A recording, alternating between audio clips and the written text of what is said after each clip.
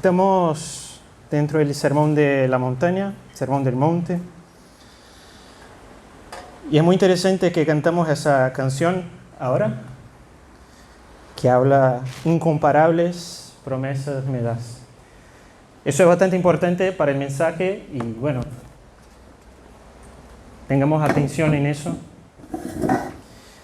Algo muy importante dentro de la vida cristiana, una disciplina que existe también dentro de la vida cristiana, es la memorización de las Escrituras. No sé si alguien ya intentó memorizar algunos salmos. A veces uno piensa que es fácil. Quizá para algunos sea fácil, puede ser un don de alguien también. Pero sería muy bonito si pudiéramos memorizar. Yo sé que algunos aquí ya lo tienen memorizado, pero memorizar las bienaventuranzas.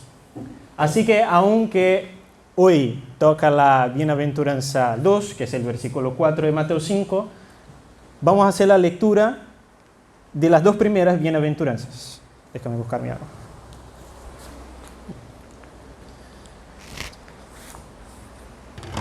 Así que Mateo 5,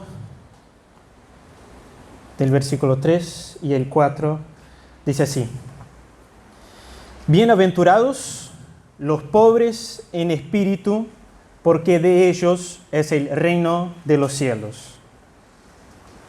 La leo otra vez. Bienaventurados los pobres en espíritu, porque de ellos es el reino de los cielos.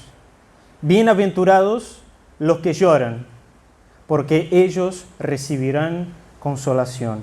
Bienaventurados los que lloran, porque ellos recibirán consolación. Vamos a tener un momento de oración. Señor nuestro Dios, gracias Padre por el privilegio de leer tu palabra, Señor, escuchar tu palabra hablando hacia nosotros, Señor. Gracias porque tenemos un grupo que te busca, Señor, que te desea, que busca la santidad. Ayúdanos, Señor, a conocerte más y mejor, Señor, y que podamos seguir nuestra vida cristiana en gozo, sabiendo, Padre, que dependemos de ti. Ayúdame, Señor, a compartir, ayuda a mis hermanos a comprender y que tu nombre sea glorificado. Esa es nuestra oración en nombre de Jesús. Amén. El día 4 de julio de 1776 sucedió algo bastante interesante. Estoy seguro que Gustavo lo sabe. Las 13 colonias de América del Norte declararon su independencia del Imperio Británico.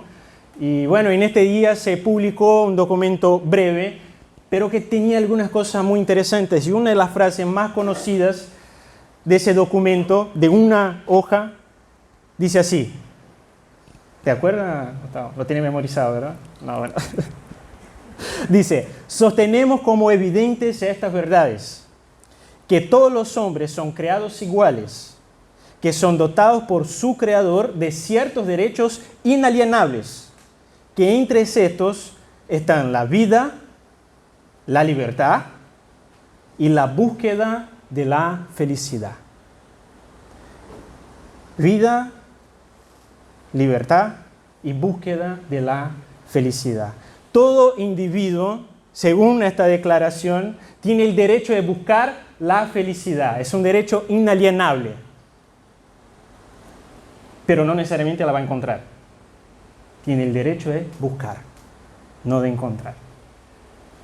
Y si nosotros miramos a nosotros mismos, a nuestra sociedad, vemos que la búsqueda de la felicidad es muchas veces lo que nos guía. Y comprender eso es comprender el ser humano. Todos nosotros queremos ser felices, me imagino. Ahora, si yo te pregunto, ¿qué te impide ser feliz? ¿Qué te impide ser feliz, Mauro? ¿Qué te impide ser feliz, Gustavo? ¿Qué te impide ser feliz, Renato? ¿Qué cosa impide nuestra felicidad? Y a menudo nosotros vamos a decir que las cosas que impiden nuestra felicidad son externas. Quizás una persona que me hace la vida imposible, por eso yo no soy feliz. Quizás es la falta de recursos económicos, la más clásica. Si tuviéramos un poquito más de dinero podríamos ser felices. Quizás es no tener afecto de otras personas, pero a veces quizás es no tener el afecto de una persona en especial. Y eso impide nuestra felicidad. Quizás por mis padres o por aquellos que tienen autoridad sobre mí y no me permiten hacer las cosas que me dejan feliz. Si no fueran estas personas, yo sería feliz. Quizás algo que hicieron conmigo en el pasado. Y eso que hicieron no me permite ser feliz hoy. Quizás algún contexto familiar, quizás un poco de todo eso y algunas cosas más. Yo no soy feliz porque hay algo externo que me impide ser feliz. Y por eso nosotros buscamos la solución internamente. ¿Debo esforzarme para ser amado? ¿O debo amar a mí mismo de tal modo que ya no necesito el amor de otras personas? Ya me amo a mí, no necesito que otros me amen. Yo debo ser alguien en el futuro. Debo esforzarme para ser alguien porque así, bueno, puedo lograr el afecto de las personas, la atención de las personas, puedo lograr una estabilidad financiera y entonces me esfuerzo, me entrego a eso. Quizás la solución está en declarar la independencia como Estados Unidos. Tengo que ser independiente a estas personas que no me permiten hacer lo que quiero, ¿no? Así voy a poder cantar libre soy, ¿no? Y salir, hacer lo que quiero. O debo ignorar mis problemas, olvidar mis problemas. Bueno, tener una filosofía más Hakuna Matata de la vida. El tema es que al final, como no encontramos esa felicidad plena en nuestra sociedad, nosotros nos conformamos con gotas de felicidad. Nos conformamos con me gustas. No puedo ser feliz en general, pero por lo menos en la red social yo puedo mostrar que soy feliz. O puedo mirar la vida de otra persona y decir cómo me gustaría ser feliz como esa persona. Y nosotros esperamos siempre nuestra próxima dosis de dopamina. Bueno, la gran mayoría estudia medicina, la dopamina, un neurotransmisor que es asociado a la felicidad instantánea. Y espero esa dosis en la próxima foto, en el próximo scroll. Y la verdad es que nunca fuimos tan tristes. Los problemas son externos y la solución es interna. Ese es el pensamiento más común dentro de nuestro mundo y quizás el pensamiento que puede estar en la mente de algunos aquí. ¿Qué te impide ser feliz? ¿Cuál es tu respuesta? Pasa que cuando nosotros abrimos la Biblia, cuando nosotros leemos el Evangelio, cuando encontramos el Evangelio de Cristo, nosotros somos golpeados con un reino que no es de este mundo, que la lógica no es la misma de la nuestra. Nosotros somos golpeados en el Sermón de la Montaña con aquellos que encontraron lo que nosotros queremos y buscamos. Encontramos con aquellos que tienen la verdadera felicidad. Bienaventurados son las personas verdaderamente felices, las personas que son dignas de admiración, dignas de felicitación.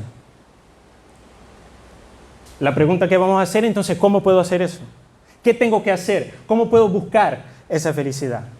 Y las bienaventuranzas van a decir que yo no tengo condiciones de buscar esa felicidad.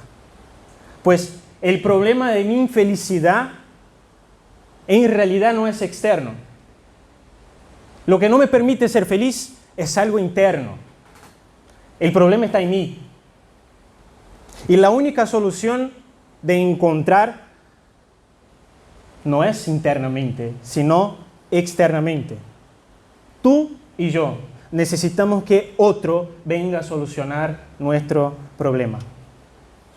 Por eso el nombre del mensaje es la felicidad que no se busca. Porque es una felicidad que no se busca con nuestros méritos, con nuestros esfuerzos. No se gana con nuestras ganas. No se puede comprar con un título universitario, con un buen trabajo, con una buena relación, con la independencia, sino que es una felicidad que se recibe. No es una felicidad que se busca por mérito, sino una felicidad que se recibe por gracia. Y esa es la verdadera felicidad. Y hoy vamos a tener 3 puntos y vamos a seguir ese camino contracultural que, al revés de decir que nuestro problema es externo y la solución es interna, vamos a aprender que el problema es interno en el punto 1 y vamos a hablar sobre el lloro personal.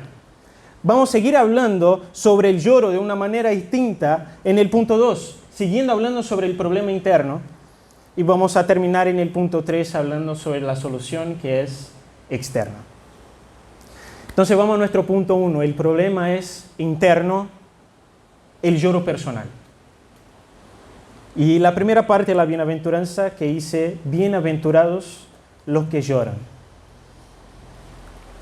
De golpe nosotros somos confrontados con cuán al revés es la cosa dentro de esa bienaventuranza. Mientras en la búsqueda por la felicidad, y si estoy equivocado pueden decirme, en la búsqueda por la felicidad dentro de nuestra sociedad, nosotros evitamos cualquier cosa que nos deje infeliz.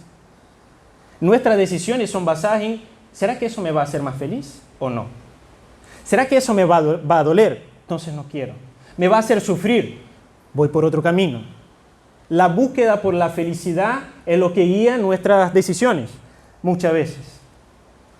Pero Jesús parece que camina por una dirección opuesta. Porque cuando Él dice, bienaventurados los que lloran, es como si Él estuviera diciendo, y dicen muchos comentaristas eso, felices los infelices. Ahora, ¿de qué se trata ese lloro de esa bienaventuranza? Esa es la gran pregunta. Y donde está la gran mayoría de las malas interpretaciones. ¿Será que todas las veces que yo, cuando miré Titanic, y fueron muchas, yo fui bienaventurado porque ahí lloré?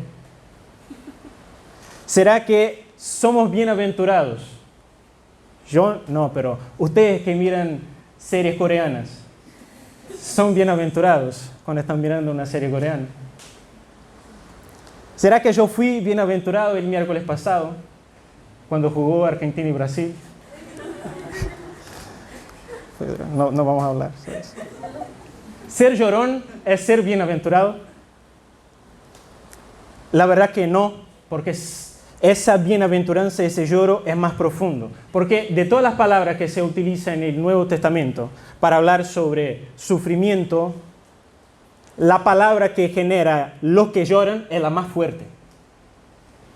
Es una palabra que no se refiere a cualquier lágrima. De hecho, ni siquiera a una lágrima física, real, sino que se refiere al sufrimiento, al dolor, al duelo intenso.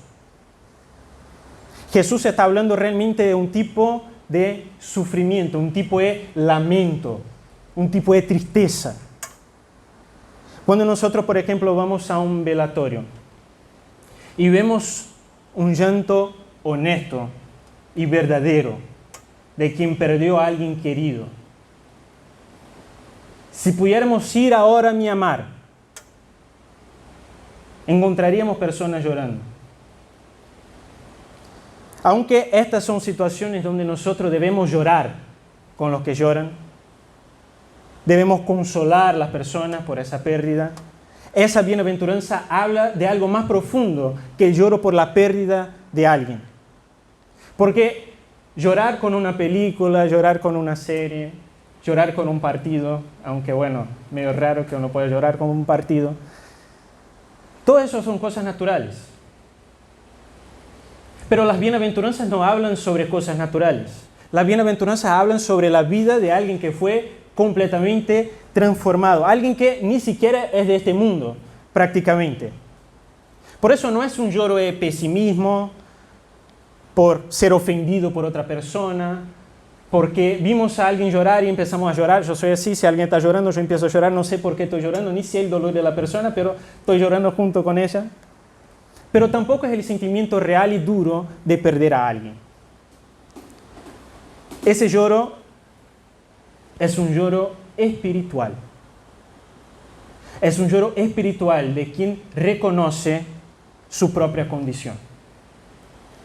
La bienaventuranza tiene un carácter lógico, secuencial, de tal manera que esta bienaventuranza solo se puede comprender cuando se mira las anteriores o la anterior. La próxima solo se va a comprender con la primera y con la segunda. Por eso ese es un lloro que se comprende a la pobreza en espíritu. Y ahí necesitamos recordar un poco el mensaje de Xavi. Porque ser pobre en espíritu, ¿qué es? Es aquel que está convencido de su pobreza espiritual. Son las personas que no esperan nada de sí mismas, porque saben que no tienen condición para hacer cualquier cosa, sino que esperan todo de Dios y que dependen totalmente de Él para vivir, para respirar, para caminar y para absolutamente todo. Son los que saben que son espiritualmente pobres y necesitan de Él. Pero también es aquel que comprende la realidad de la santidad de Dios, de la grandiosidad de Dios, y comprende la realidad de la condición humana,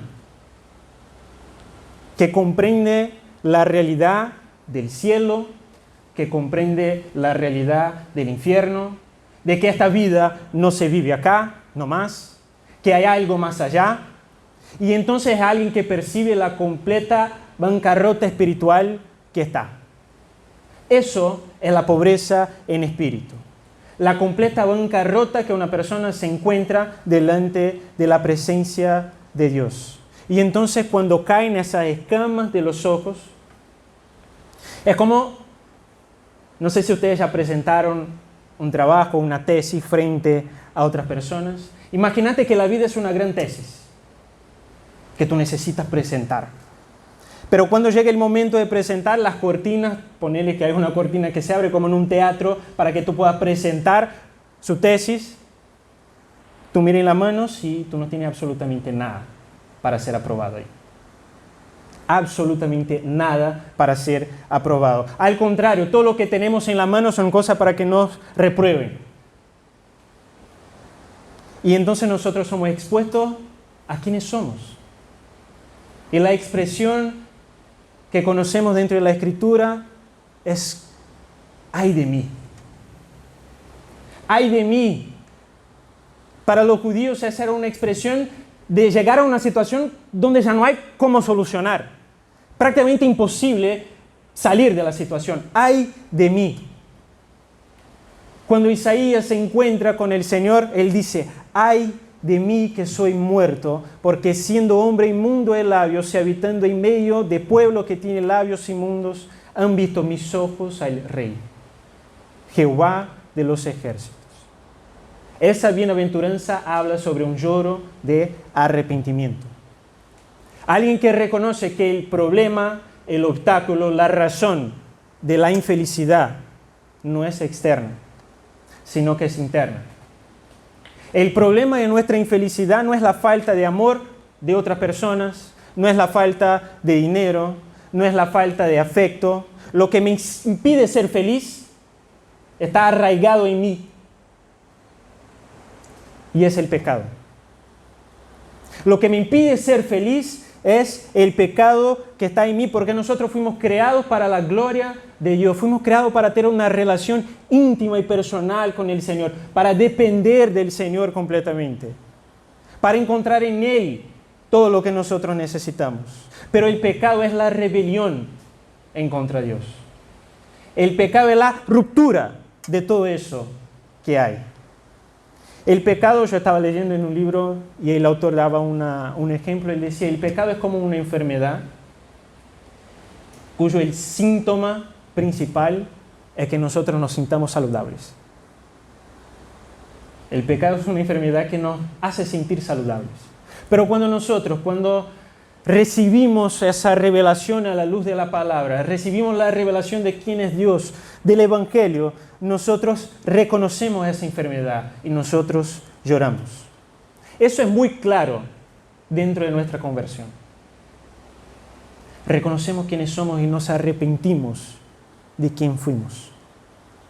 Pero ese es un lloro, ese es un lamento que no es solo de la conversión. Es un lamento que sigue a lo largo de nuestra vida cristiana.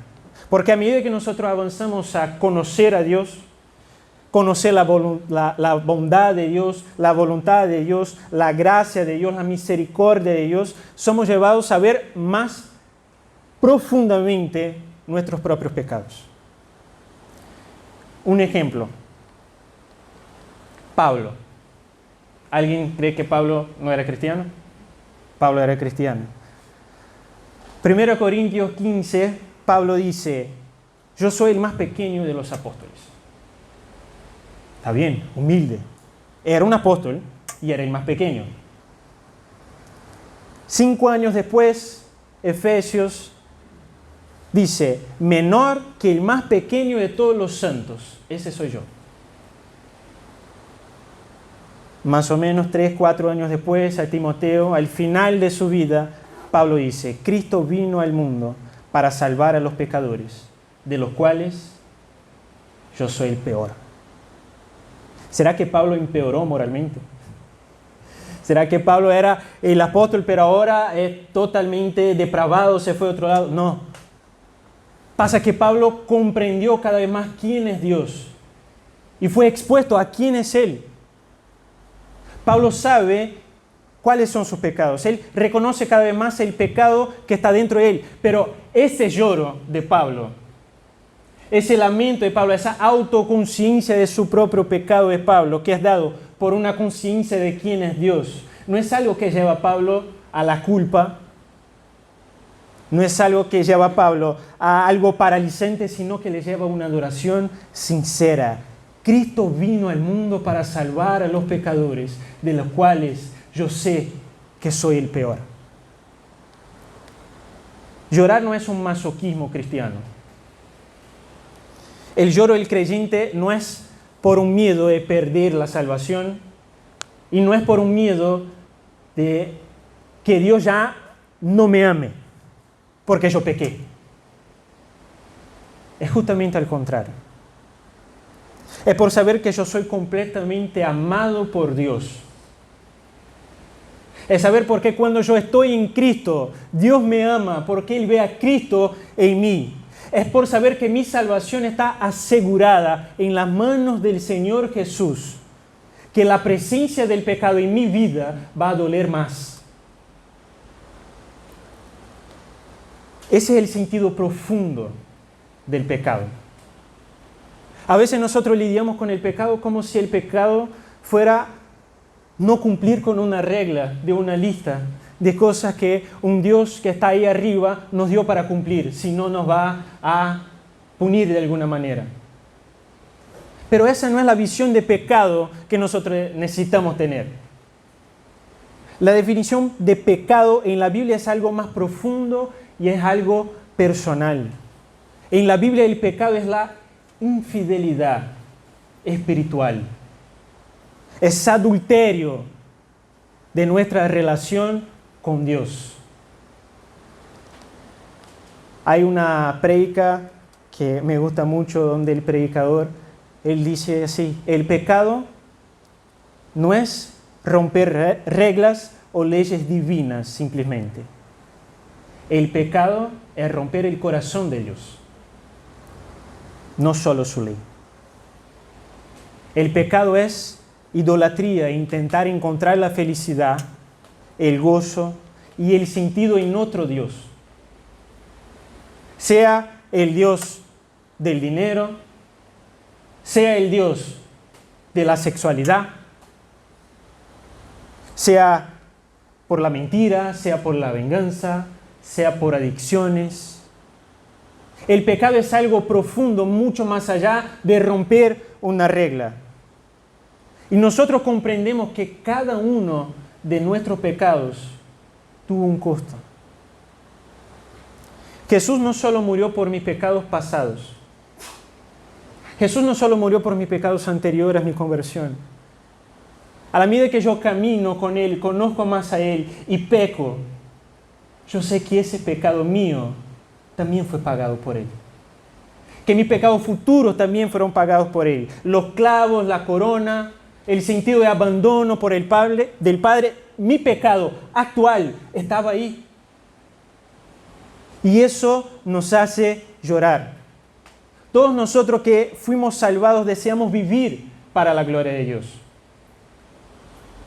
Deberíamos desear vivir para la gloria de Dios, pero encontramos un impedimento para vivir para esa gloria.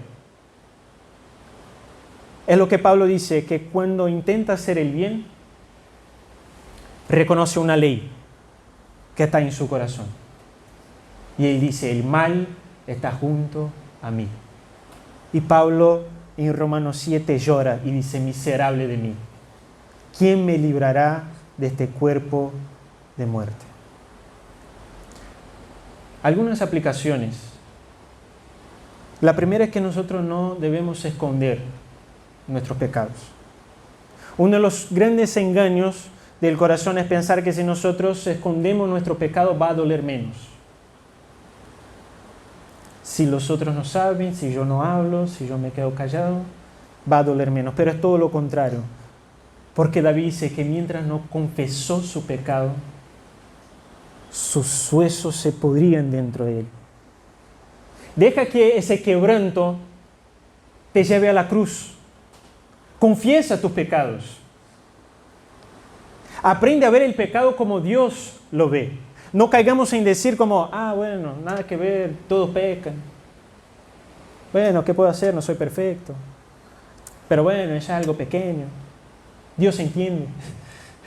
Dios entiende por qué yo tuve que hacer eso. La verdad es que Dios entiende. Y por eso envió a Cristo. Cuando entendemos que lo que realmente es nuestro pecado, el lloro, se vuelve inevitable y necesario en nuestra vida. Por último, no te sorprendas si el pecado hoy duele más. Te sorprendas si el pecado hoy te duele menos que antes. Cuando el pecado duele más no es porque estamos retrocediendo, sino es porque estamos creciendo. Pero ese dolor es muy importante, no es señal de condenación. No estoy hablando que debe sentirse condenado más y más cada vez que peca, pero por conocer más a Dios, eso nos va a doler más. No es señal de condenación, sino de comunión, porque queremos vivir para su gloria. Si nosotros leemos y nos acercamos, sabemos que los hombres más santos, los seres humanos más santos, son aquellos que mejor saben la maldad que está dentro de ellos. Y ese es nuestro punto 1. Nuestro punto 2, que es más cortito, habla sobre el problema que es interno y el lloro por otros. Porque nosotros no solo lloramos por nuestros pecados, sino también por los pecados de otras personas. Lloramos por los pecados del mundo que está a nuestro alrededor. ¿De qué manera hacemos eso? Nosotros sufrimos porque amamos al Señor, porque sabemos quién es el Señor, sabemos la salvación maravillosa que hay en Cristo y sufrimos porque su nombre no es santificado. Sufrimos porque su nombre no es glorificado. Sufrimos porque hay incredulidad en las personas, porque las personas se rehúsan a creer y es la única salvación que tienen. Nosotros sufrimos porque vemos en ese mundo el sufrimiento por el pecado, en enfermedades, en muertes, en violaciones, en secuestros, en toda clase de maldad. Ahora, la gran pregunta es cómo nosotros reaccionamos. Hablando sobre estas maldades, ¿cómo reaccionamos delante del mal comportamiento? ¿Cómo reaccionamos delante de los crímenes sociales? ¿Cómo reaccionamos delante de la delincuencia y de la maldad? ¿Será que nosotros excusamos? Porque hay una parte que excusa y dice, no, pero no sabemos cómo era el trato en la casa, No sabemos lo que pasó con él en el pasado, entonces, bueno, necesitamos darle oportunidad. Pero quizás podemos estar en el otro lado, que es el lado de la condenación. La frase en Brasil que era muy conocida es que bandido bueno, bandido muerto. Necesitamos más cárceles. Necesitamos más golpes. Quizás la muerte de estas personas. ¿Cómo reaccionamos delante del pecado de otras personas? Hay un evento, un suceso en Mateo 23, que es cuando Jesús confronta a los fariseos, los sayes de Jesús. ¡Ay de vosotros, escribas y fariseos! ¡Ay de vosotros, escribas y fariseos! Y Jesús empieza a condenar cada uno de los pecados de los fariseos. Y nosotros miramos el capítulo 23 y decimos, eso, vamos Jesús. Hay que decir la verdad. Ellos necesitan escuchar esa verdad. Duras condenaciones. Dile la verdad. Pero ¿cómo termina Mateo 23?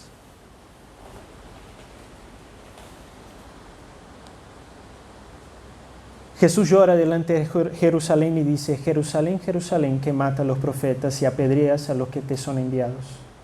¿Cuántas veces quise juntar a tus hijos como la gallina junta sus polluelos debajo de sus alas y no quisiste? Jesús llora por los pecados de estos mismos fariseos. Jesús llora por los pecados de estos mismos escribas y muestra que nuestra acción delante del caos espiritual, delante de la situación que vivimos en el mundo, debe ser el lloro por la condición espiritual de las personas. Más allá de cómo vamos a definir pragmáticamente cómo solucionar el problema de la delincuencia, más allá de intentar solucionar la acción que estas personas causan en la sociedad, nosotros debemos llorar porque ese primeramente es un pecado de rebelión en contra de Dios. Como cristianos debemos llorar por aquellos que nos lloran. Debemos llorar por aquellos que no se arrepienten. Jesús no tenía pecados para llorar por sí mismo, pero llora por otros. Vemos también en el ejemplo de Lázaro. Jesús llora delante de la muerte de Lázaro, pero no por la muerte en sí. Jesús sabía que iba a resucitar Lázaro. Ya sabía que el Padre le había dado esa respuesta a su oración. Jesús se estremece en espíritu delante de la falta de esperanza que había en el lugar, por el llanto descontrolado que existía entre María y los judíos, como si ya no hubiera ninguna solución, ni presente ni futura, se acabó todo. Jesús llora por esa incredulidad y también llora por el efecto del pecado y las consecuencias del pecado en la sociedad, en el mundo caído, la muerte, la putrefacción, sufrir por los pecados ajenos, llorar por la falta de esperanza de familiares,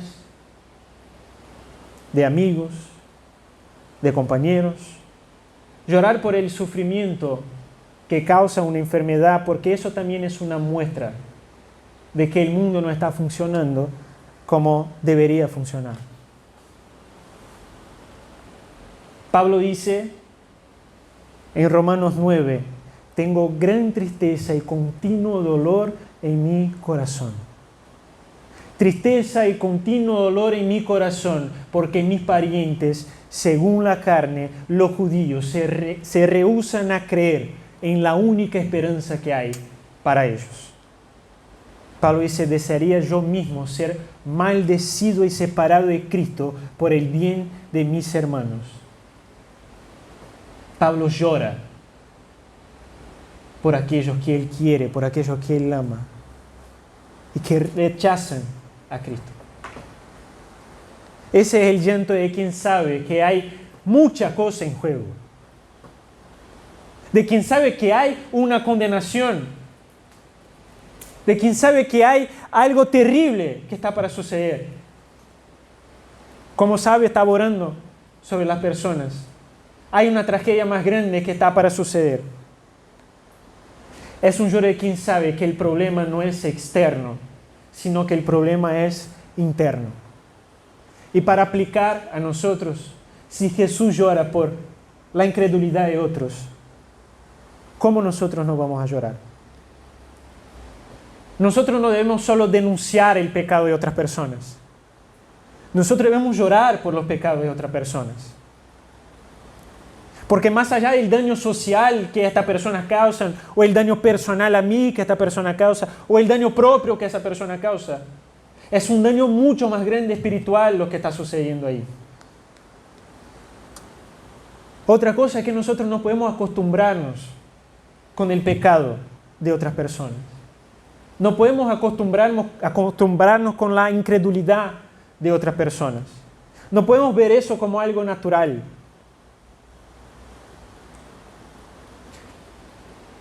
¿Cómo nosotros no vamos a llorar por aquellas personas que caminaron junto con nosotros y que ahora están apartadas?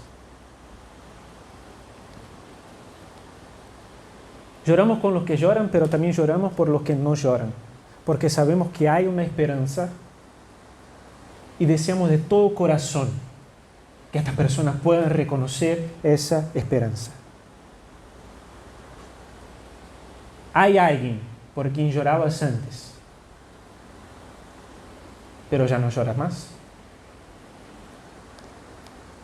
Pablo, en Romanos 7, al reconocer que el problema era interno, que al intentar hacer el bien, al intentar amar a Dios y obedecer, encontraba la ley del pecado, dijo: miserable de mí, ¿quién me librará de este cuerpo de muerte? ¿Dónde puedo encontrar mi solución? Internamente no puedo, yo intento hacer el bien y no puedo. ¿Dónde está mi solución? Y Pablo sigue: gracias doy a Dios por Jesucristo, Señor nuestro. Y ese es nuestro último punto. La solución es externa. La parte final del versículo dice: porque ellos recibirán consolación. Cada bienaventuranza tiene una promesa. Y cada promesa de una bienaventuranza hace con que la bienaventuranza sea una bienaventuranza. No sé si se comprende, pero yo explico. ¿Por qué ser pobre en espíritu es algo bienaventurado en sí mismo? No hay ningún mérito o algo bueno de ser pobre en espíritu. Es por la pobreza en espíritu en sí. Ser pobre en espíritu es bienaventuranza porque de ellos es el reino de los cielos. Es la promesa del reino de los cielos que hace con que la pobreza en espíritu sea algo bienaventurado. De la misma manera, el lloro es una bienaventuranza porque hay una promesa de consolación para ese lloro. Si no fuera por la consolación, sería puro masoquismo. Sería golpear la cabeza en ese piso porque sí. Golpea la cabeza en ese piso, va a ser bienaventurado. No tiene ningún sentido, pero hay una promesa.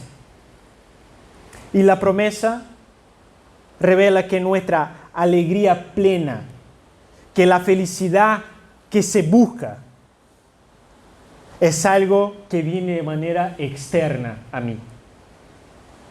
No es una felicidad que yo gano, no es una felicidad que yo merezco. Es una consolación que yo recibo. Mira qué hermoso, bienaventurados los que lloran, porque ellos recibirán consolación.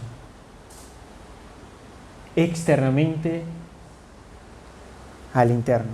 Y eso es muy profundo porque muestra que la solución para nuestro problema es externa. Porque quien otorga el reino, quien trae consolación, no somos nosotros mismos. Es externa porque ¿de quién estamos hablando? Es otra persona.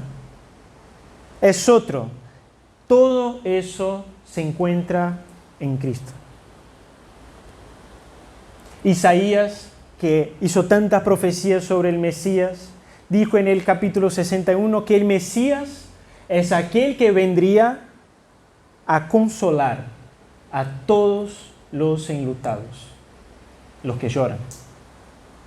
Él vino a ordenar que a los afligidos de Sión se les dé gloria en lugar de ceniza, óleo de gozo en lugar de luto, manto de alegría en lugar de espíritu angustiado. Aquí está la pobreza en espíritu también. Dice que el Mesías hará con que ellos sean llamados árboles de justicia, plantío de Jehová, para gloria suya. Ahora, ¿qué clase de consolación es esa? Yo me acuerdo cuando era niño, mi madre con mucho esfuerzo cambió los colchones de la casa. Mi colchón, el colchón de mi hermana y el colchón de mi abuela, que estaba viejo, no estaba bien. No teníamos mucha plata, entonces solo mi mamá trabajaba y entonces realmente con mucho esfuerzo compró. Y yo me acuerdo que cuando recibí el colchón, me acosté y pensé, no, demasiado duro. Y movido por la ingratitud, yo empecé a murmurar, junto con mi hermana y con mi abuela, nos juntamos. Y empezamos a murmurar, demasiado duro, no me gusta.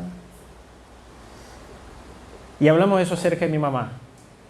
Y yo vi el semblante de mi mamá. Fue herida en su amor. Se enojó un montón. Dijo que iba a devolver todos los colchones, que somos un montón de ingratos.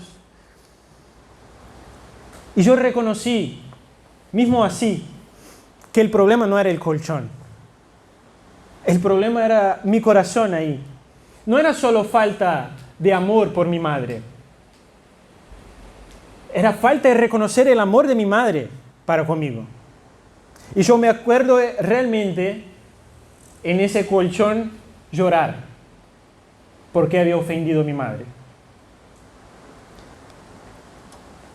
Y me acuerdo que antes de dormir yo fui, toqué en la puerta, humillado completamente, tocando en la puerta, me permitió entrar.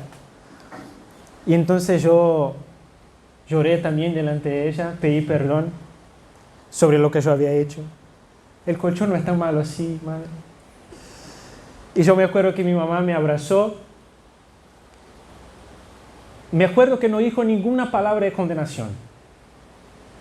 Me abrazó, dijo que yo estaba perdonado y que no iba a devolver el colchón. Estaba todo bien. Y yo me acuerdo que el momento donde hizo eso, yo estaba afligido, angustiado. Pero cuando me abrazó y me perdonó, creo que ahí yo comprendí lo que es consolación.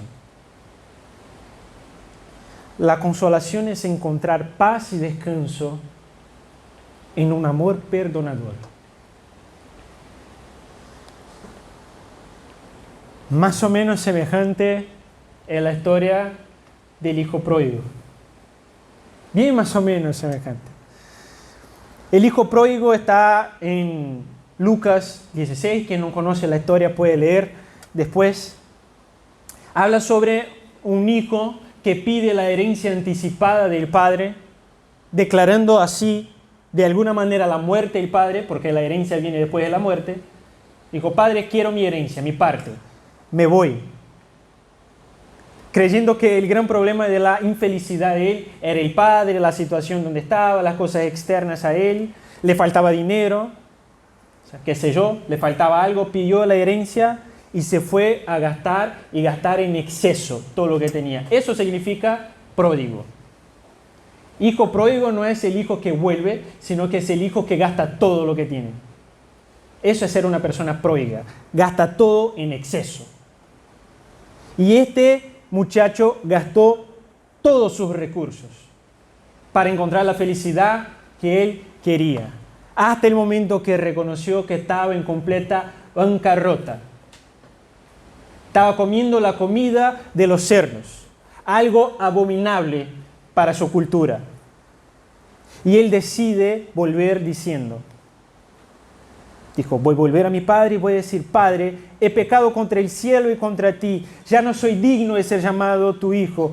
Hazme como uno de tus jornaleros, es decir, uno de tus empleados. Y lo que sucede a este muchacho es el efecto y la muestra de las dos primeras bienaventuranzas. Reconoce su pobreza en espíritu y llora delante de todo eso. Y el texto dice que empezó a volver y cuando aún estaba lejos, lo vio su padre y fue movido a misericordia y corrió, lo que era una vergüenza hacer eso. Y se echó sobre su cuello y le besó. Y el hijo dijo eso, Padre, no soy digno, hazme como uno de tus empleados, no soy más tu hijo. Y el padre dijo a sus siervos, sacad el mejor vestido y vestidle. Poned un anillo en su mano y calzado en sus pies. Traed el becerro gordo y matadlo. Comamos y hagamos fiesta, porque este mi hijo muerto era y ha revivido. Se había perdido y es hallado. Nosotros no vemos un padre enojado, amenazando. Vemos brazos abiertos. Vemos misericordia. Vemos gracia. La consolación de los bienaventurados que lloran es la seguridad y la esperanza de tener los pecados perdonados y las culpas quitadas.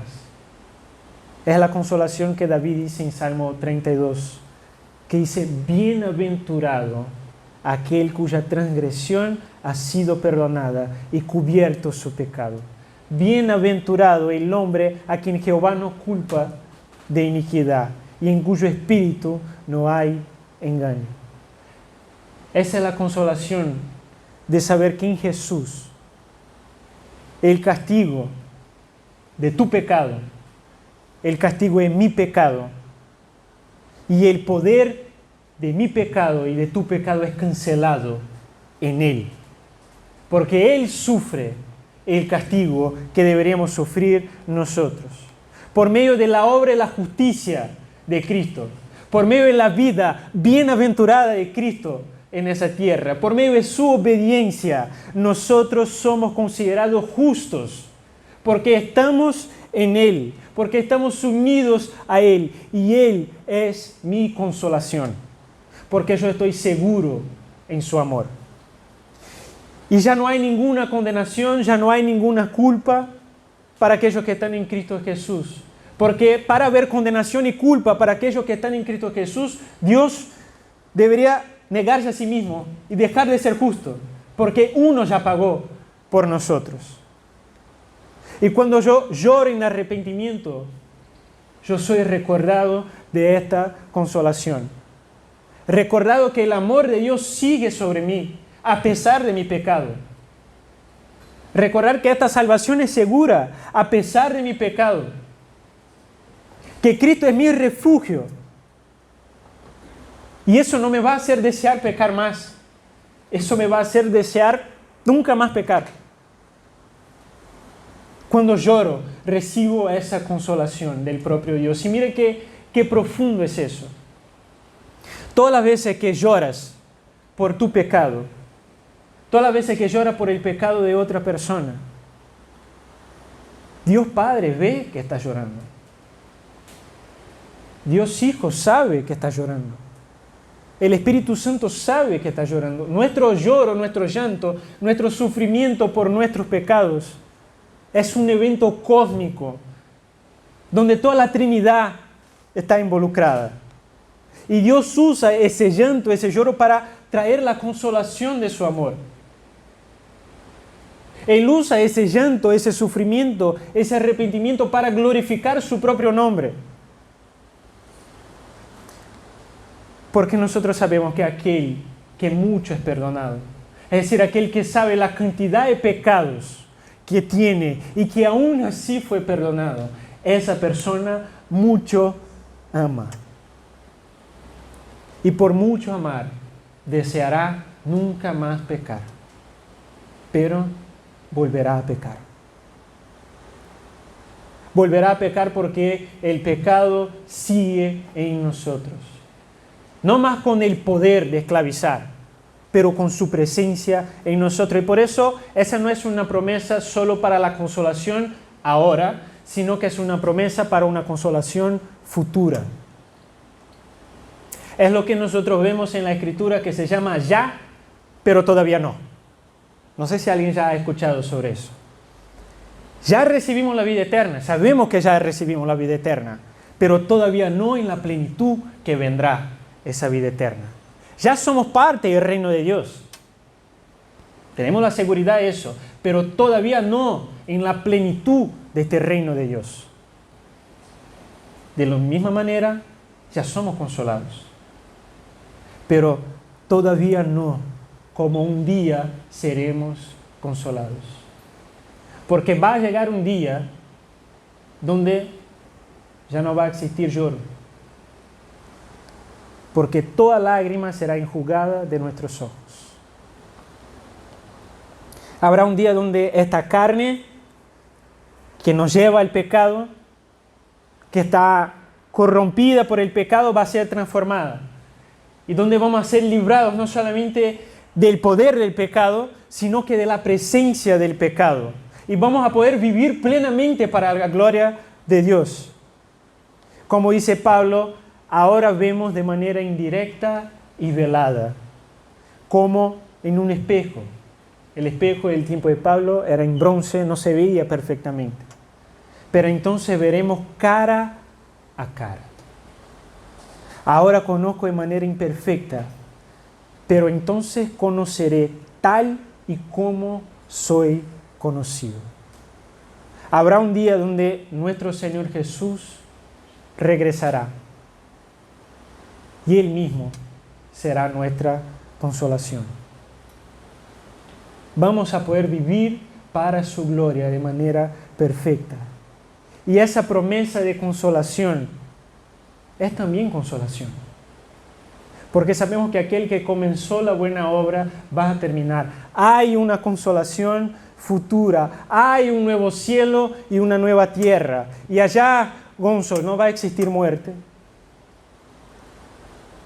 Hannah, no va a existir sufrimiento. Sabi, allá no va a existir cáncer. Todas las cosas habrán pasado y todas serán hechas nuevas.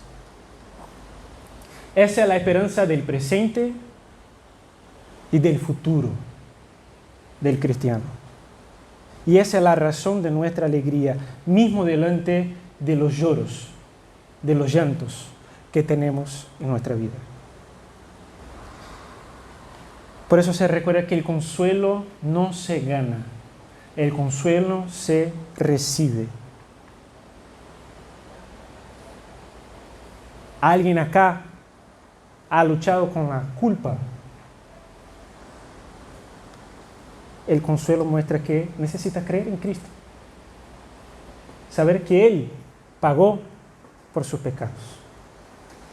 Vuelve a la presencia del Señor, no con méritos, no con mira, Señor, todo lo que estoy haciendo, sino que vuelve a la presencia del Señor con lágrimas. Y Él te va a consolar. No vuelva al pecado, pero tampoco viva como si no hubiera sido perdonado.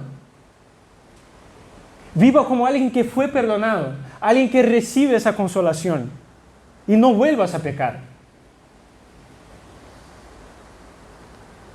Y yo pregunto si hay algo que todavía no has confesado al Señor. El Señor está presente. El Señor sabe que tú puedas derramar tus lágrimas hoy, aquí, ahora. Yo no sé cuál es tu pecado, pero yo sé que Cristo es suficiente. Yo sé que la cruz es suficiente. ¿Y sabes qué te sostiene en medio al dolor? En medio al dolor por el pecado. ¿Qué te sostiene en el sufrimiento? Lo que sostiene el cristiano en el sufrimiento es saber que un día vamos a ver cara a cara aquel que nos consuela. Por ahora nosotros seguimos sufriendo a causa del pecado, pero hay un día que no vamos más a llorar, porque estaremos con Él. Y así nosotros concluimos. Quizás llegaste buscando respuesta, buscando alivio, buscando ser feliz de alguna manera. O quizás llegaste enojado completamente con la vida, triste con todo lo que está sucediendo, sin esperanza completa en lo que puede pasar con tu vida de ahora en adelante. Y el Evangelio nos responde, nos contesta con una verdad que muchas veces no queremos oír. Que es saber que el problema de nuestra infelicidad o de no encontrar esa felicidad no es un problema externo a mí, sino que es un problema que está dentro de mí. Pero el Evangelio también nos confronta con una esperanza que jamás podríamos imaginar, que es la esperanza de que la solución no está en ti. La solución está en Cristo. Bienaventurado es el que en su llanto y arrepentimiento se encuentra con el consuelo del Padre. Esa es nuestra esperanza, porque Él es el único que puede perdonarnos. Él es el único que puede darnos alivio. Él es el único que puede sanar tus heridas. Es el único que puede enjugar tus lágrimas. Porque no existe bienaventuranza sin Cristo. No existe bienaventuranza sin Cristo. Por eso, si tú estás en Cristo, quiero hablar otra vez contigo y decir que no hay condenación para ti. Tu vida no carece de sentido. Tu lloro no es vacío. Tu lloro no es vano. Y tampoco tu lloro es en soledad. Porque Dios está contigo todas las veces que lloras en arrepentimiento. Hay un consuelo verdadero disponible hoy para nosotros que estamos en Cristo. Hay una promesa gloriosa de una consolación futura para aquellos que están en Cristo. Pero si todavía no estás en Cristo, quizás has vivido una vida de culpa, quizás dentro de la iglesia, pero sintiéndose culpable por todo lo que hace, condenado por todo lo que hace, la invitación es que no busque más afuera o adentro lo que solo puede recibir de arriba. Yo no sé cómo es tu presente, tu pasado, no sé lo que hicieron contigo, no sé lo que haces tú mismo contigo, pero hay una solución. Ven con tu pecado, ven con tu dolor, ven con tu miseria. Arrepíntete de eso y entrega a Cristo y encuentra en Él perdón, consuelo y alegría eterna, porque un día no lloraremos más. Pero hasta que llegue ese día, bienaventurados los que lloran, porque estos, y solamente estos, serán consolados y recibirán consolación. Solamente ellos recibirán consolación. Curiosamente, al revés de una declaración de independencia que dice que debemos buscar la felicidad, encontramos y recibimos la felicidad por medio de la dependencia. La verdadera felicidad no se busca, se recibe, y todo ese tesoro se encuentra en Cristo. Oremos.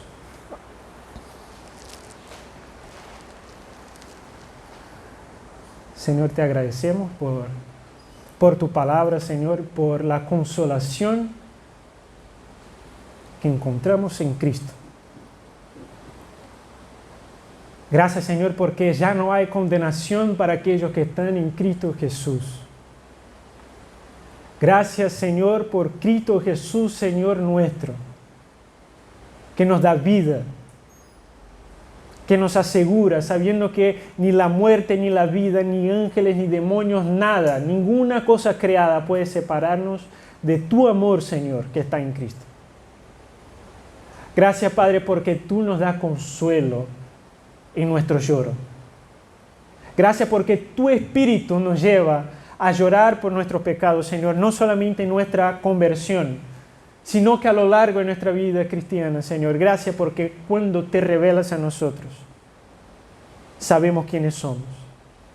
Y sabemos que mismo siendo quienes somos, tú nos amas, Señor, y nos cuidas. Señor, que pueda estar con mis hermanos que han sufrido, que han llorado, Señor. Que pueda estar con mis hermanos que no han llorado. Que yo pueda reconocer lo que les hace infeliz. Y como el hijo pródigo, ir hacia ti, Señor. Sabiendo que no vamos a recibir reproche, golpes, amenazas. Tenemos brazos abiertos, misericordia y gracia, Señor. Y sabemos que eso es lo que nos hace desear no pecar. Porque no queremos ofenderte, Señor. Porque te amamos. Te agradecemos, Padre. Esa es nuestra oración. En el nombre de aquel que derramó su sangre para transformar nuestras lágrimas en gozo. En el nombre de Cristo. Amén.